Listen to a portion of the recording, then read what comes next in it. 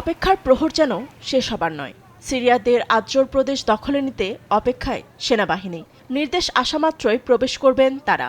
গেল সপ্তাহ থেকে মার্কিন মদতপুষ্ট কুর্দি নেতৃত্বাধীন বাহিনী সিরিয়ান ডেমোক্রেটিক ফোর্সেস এসডিএফ এর সঙ্গে তীব্র লড়াইয়ের মধ্যে ঝড়ো গতিতে এগোচ্ছে সরকারি বাহিনী।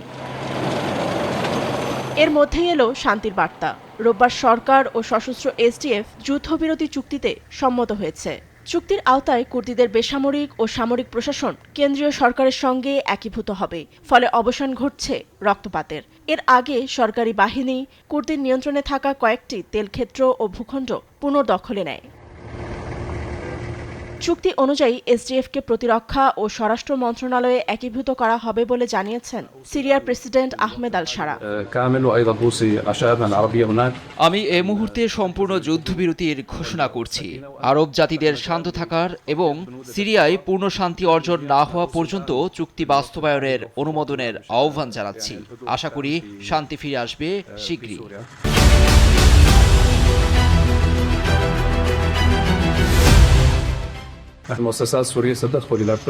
তবে চুক্তিকে কুর্দিদের উপর চাপিয়ে দেওয়ার অভিযোগ তুলে এসডিএফ এর জন্য বড় ধাক্কা হিসেবে দেখছেন সংগঠনের প্রধান মাজলুম আব্দি। চুক্তি অনুযায়ী দের আজ্জোর ও রাক্কা প্রদেশ থেকে সরে যাবে এসডিএফ। গোষ্ঠীটির অন্যতম সশস্ত্র দল পিপলস ডিফেন্স ইউনিটস ওয়াইপিজির কমান্ডার বলছেন, ভিন্ন উপায়ে সমঝোতার ভিত্তিতে চুক্তি হয়েছে। আশা করেছিলাম ফলাফল আমাদের পক্ষে যাবে। সরকারি বাহিনীর সঙ্গে লড়াই বন্ধ হলে আমরা সরকারের সঙ্গে আলোচনায় বসব। এখন যে চুক্তি হয়েছে তা ভিন্ন উপায়ে সমঝোতারই অংশ।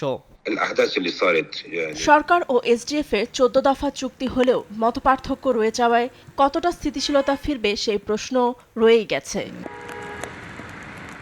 ফাতেমা তাসনিম, নিউজ ডেস্ক, দেশ টিভি।